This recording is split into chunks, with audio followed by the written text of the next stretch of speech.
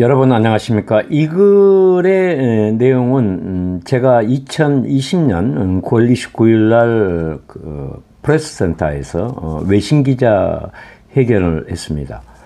그러고 나서 바로 유엔 인권 특별보고관한테 동생의 사건을 조사해 달라라는 진상 요청서를 제가 보냈습니다.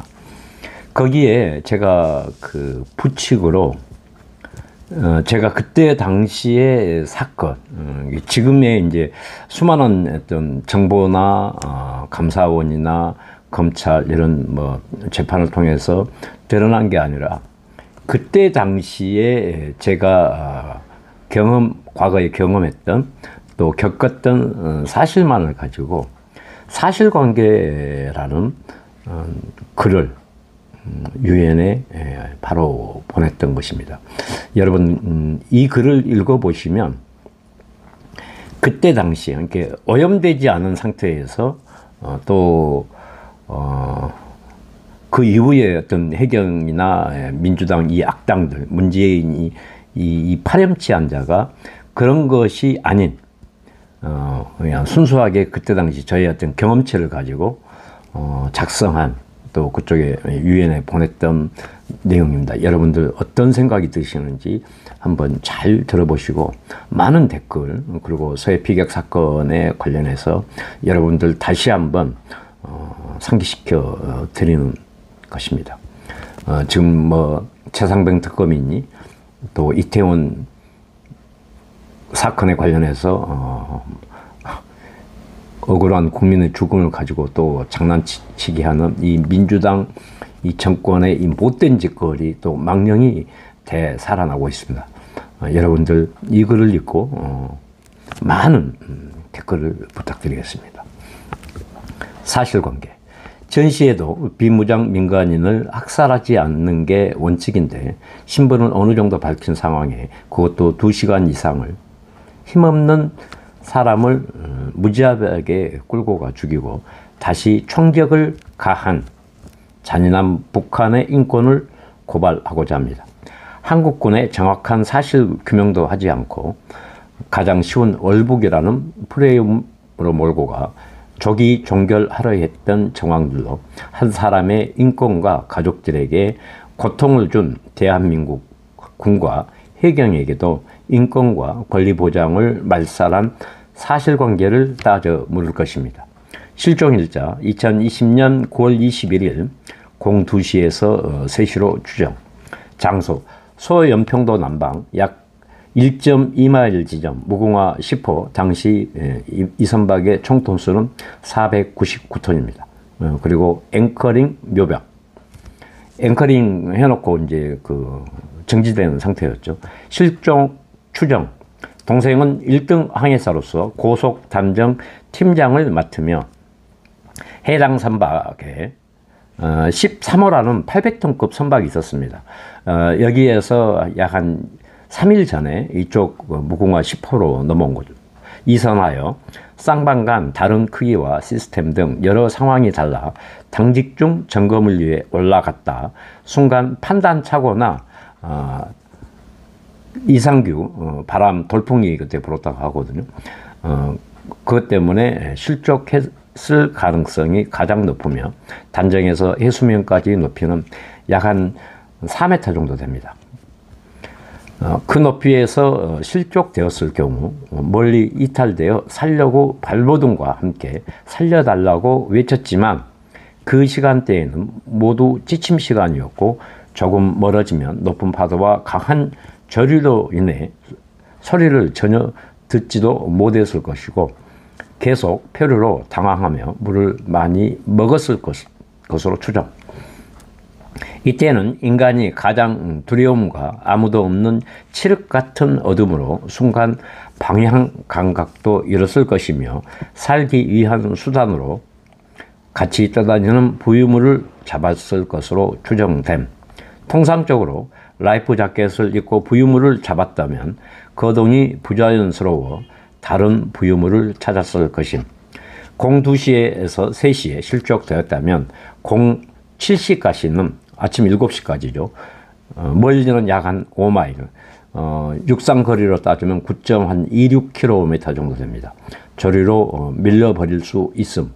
이후 약 50분에서 1시간 정도 정조시간, 물이 멈추는 시간대죠. 그리고 다른 방향, 이 부분은 해도를 보고 이제 제가 추정하려고 했었죠.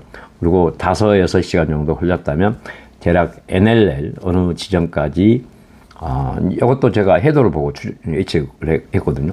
다시 정조시간, 다시 5차례의 조류가 바뀌어 NLL까지 자연 유입됐을 것으로 판단하며, 이 부분도 제가 해도를 봤습니다. NLL 이북 약 2마일 지점에서 체포가 됩니다.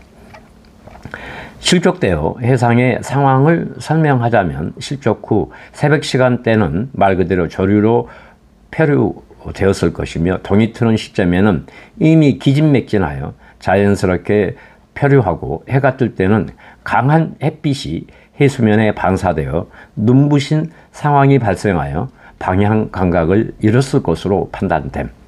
특히 바닷가에서는 해풍에 의한 목마름이 심하고 바닷물을 마셨을 경우 더군다나 갈증이 심해짐. 그리고 30시간 이상 표류되면 온몸과 손발이 퉁퉁 불어터지며 몸의 모든 기름기가 다 빠지기에 허기가 지고 어지럽고 구토가 발생하여 정신력이 혼미해지며 자력으로 생각하는 것들이 대부분 상실됨. 실족 이치에서 NLL까지 해도의 정확한 시간 표류 예측을 새롭게 만들어서 제출하겠음. 이때는 현역 해기사들 주변에 이제 물어봐가지고 시간대하고 표류 예측을 이제 만들려고 했었죠. 또한 조석표를 근거로 밀물과 썰물, 정조 시간대 등 정확한 예측이 필요함. 동생의 죽음은 익사로 추정되며, 이유는 2-3시간 정도를 체포해서 끌고 다녔고, 한 차례 선박과 이탈해서 재수색하고 찾았다는 군의 발표 내용으로 보아 정확한 시점을 확인해야 되겠지만, 2시간 이상을 로프에 매달아 끌고 다녔다면 그 선박, 와류, 프로펠러가 이제 만들어내는 파도 있죠. 와류와 다른 선박들의 항해 시 발생하는 파도 등등 때문에 엄청난 바닷물 유입으로 심정지와 호흡 곤란 등으로 익사했을 가능성이 매우 높음.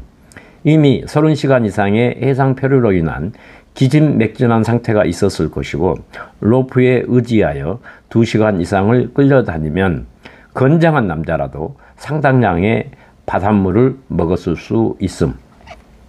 첫 체포 당시 간단한 인적사항을 물었을 것이고, 북한군들의 특성상 문책이 두려워 사망을 포장할 수 있는 근거로 10여 발의 사살이 명확한 증거임. 최소한의 신문 등을 거쳐야 할 명분이 사라진 마당에 그들은 말을 맞춰서 그들이 유리한 발언들이 감청되었을 것임. 10여 발의 사살은 이미 심정지 익사로 사망한 동생을 2번 확인 사살이 유력하며, 총살보다 더 끔찍한 2시간 이상을 선박으로 끌고 다녀 익사로 보고되고 외부로 알려졌을 때 파장이 더 클 걸로 보아 외부 침입자로 간주하여 발표하였을 것임. 이런 모든 정황들을 입증하기 위한 시뮬레이션을 통하여 좀 더 구체적이고 자세한 사망 경위를 재구성해 볼 필요가 있다 사료됨. 의문점, 슬리퍼의 위치, 저도 봤거든요. 군과 해경에 정보 공유가 없었다라고 그때 당시 발표했습니다. 근데 나중에 알고 보니까 완벽하게 공유가 다 되었습니다. 그리고 사고 선박에 공무원증과 신분증이 그대로 있었음. 조류 예측 시스템에 의한 수색, 생존자와 시체나 부유물이 동선이 완전히 다른데도 불구하고 정반대의 예측 시스템을 믿고 수색했던 점, 이것도 지금 이제 앞으로 재판을 통해서 밝혀내야 됩니다. 그리고 라이프 자켓, 슬리퍼 부유물을 딱 특정을 했던 이유, 또 가정사나 채무를 근거로 둔 이유, 수색 이틀째 약 한 15시, 이렇게 17시, 그 이전부터였겠죠. 17시에서 내가 17시 50분 사이에 저한테 이 구명동이 전수조사 이유한 것을 저한테 목격됐지 않습니까? 이것도 저도 이제 누군가 재판을 통해서 밝혀야 되겠죠. 가장 수색이 효과적인 항공 수색이 안 되었던 점, 그리고 야간 수색, 조명탄 등을 사용을 하지 않았습니다. 처음에만 잠깐 사용하고 그 이후는 전혀 안 해버렸거든요.